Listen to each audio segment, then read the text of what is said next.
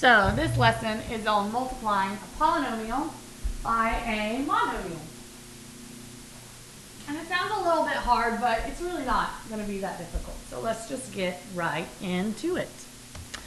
Okay, so let's talk terminology because you'll need to know it. Monomial is one term. So this is my monomial. It's one term.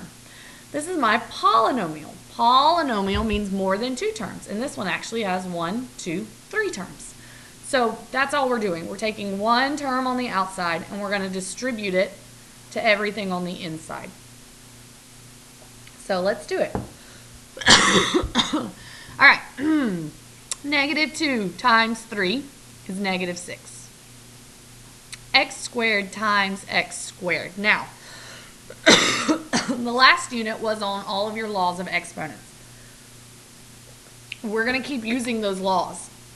So remember the rule is if they're multiplying x squared times x squared, that means you add the exponent. So it's going to be x to the 4th. Now, I did not get that by multiplying. I got that by adding.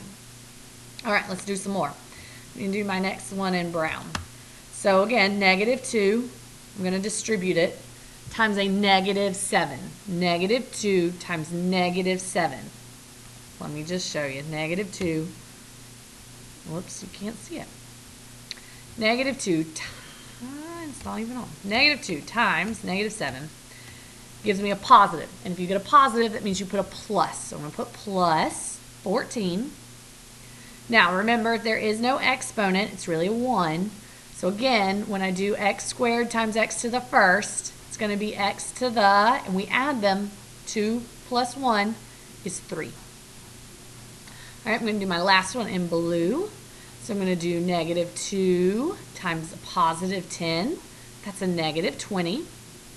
Now, x squared, there is no x here. So I'm just going to bring down the x squared.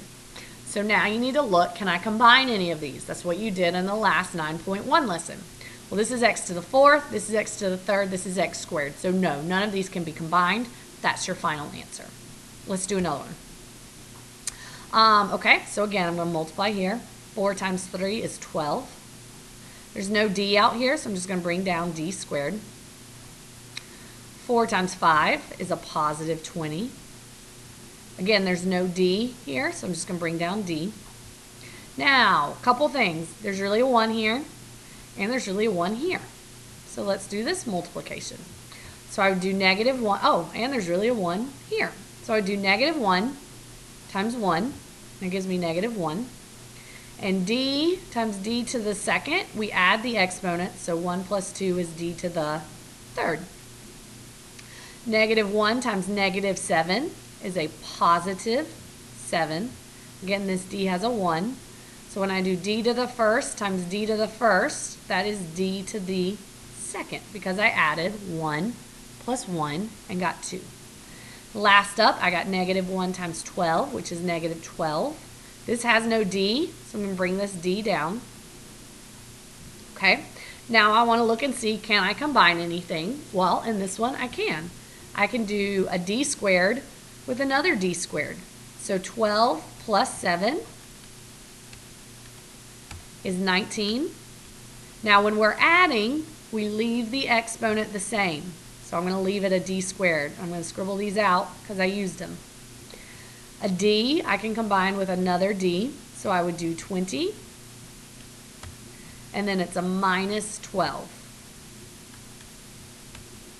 And that gives me a positive 8. And again, don't add your exponents, just bring down the d. So I added these. Now, is there another d to the 3rd? No. So I'm just going to bring down minus 1 d to the 3rd. Now, on your worksheet, they're all written in d, the answers are all written in descending order. What that means is the biggest exponent comes first. So I would want this d to the 3rd to come first. So it would be negative 1 d to the 3rd. Then I want the d squared, and it's a positive 19 d squared.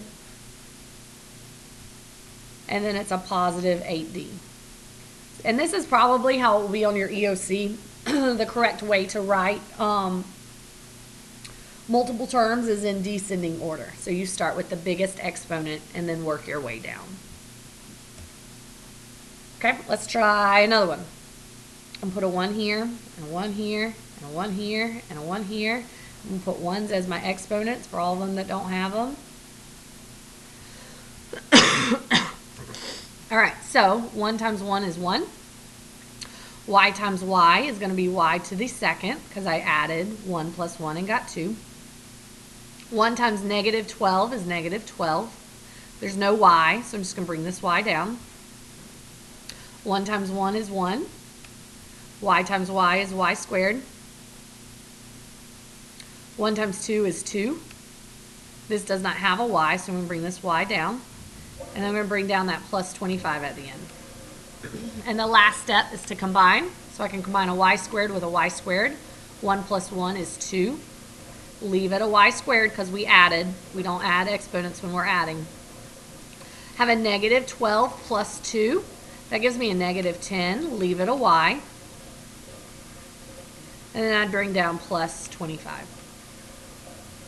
Is it in descending order? Yes. My biggest exponent is a 2, and then a 1, and then just the whole number at the end. All right, I'm going to let you try this one, so if you'll pause it and try this one, and then we'll go through it together. All right, first thing I like to do is put 1s, so that A needs a 1, that A needs a 1. And let's multiply. 2 times 5, hopefully you got 10. Added your A's and got a to the 4th. 2 times negative 12 is negative 24. This doesn't have an a to combine, so I'm just going to bring down a to the 3rd. This is a negative 6 times 2, which is a negative 12. Add your a's and you get a to the 3rd.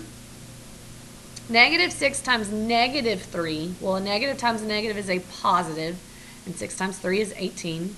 There's no a squared, so I'm just going to bring down a squared. Then I'm going to bring down my plus 2. Now let's see what we can combine. There's no more a to the 4th, so I'm just going to bring down 10, a to the 4th. I use that. Negative 24 I can combine with minus 12, so I would type in negative 24 minus 12. It gives me negative 36, and leave it a to the 3rd. Don't add those a's. There's not another a squared, so I'm going to bring down a plus 18. A squared. There's not another whole number, so I'm going to bring down plus 2. Is it in descending order? Yes, because it goes 4, 3, 2, and then your whole number. All right, division. Division's pretty easy too, so let me explain how you do this. Your whole numbers work just like normal. We're going to divide them. So I'm going to do negative 20 divided by 4. And that gives me negative 5. Remember your rule, if you're dividing, that means you subtract exponents. So 3 minus 2 gives me x to the 1. So I've done this one. I divided that. Now I got to divide this one. So I'm going to do negative 5, that's here, divided by 4. I'm going to change it to a fraction, so math, enter. So I get negative 5/4. 2 minus 2 is 0, so those x's canceled out. Okay, let's do this division. Negative 35 divided by 4. Let's change it to a fraction, math, enter. Negative 35 over 4. Subtract my x's. 5 minus 2 is x to the 3rd. So there's my answer. Okay, let's divide these. I'm going to put 1s. 9 divided by 3 is 3. Subtract these exponents and you get x to the 2nd. So I did this one. 3 divided by 3 is 1. Now, a lot of people forget to put that. If you get 1, you put a 1. If we had gotten 0, then we don't put anything, okay? But 3 divided by 3 is 1, so I need to put that 1. 1 minus 1 is nothing, so I'm not going to put an x. Remember, if you get 0, don't put anything. If you get 1, put the 1. So this one's done. Negative 6 divided by 3 is negative 2. But look at this. There's no x here to subtract.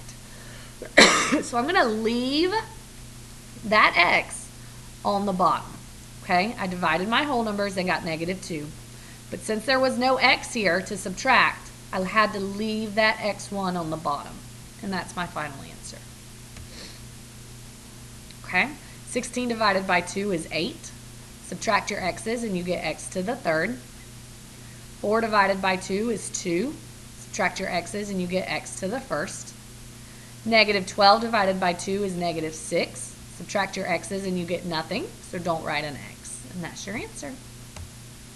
So if you will go try that worksheet and let me know if you need help.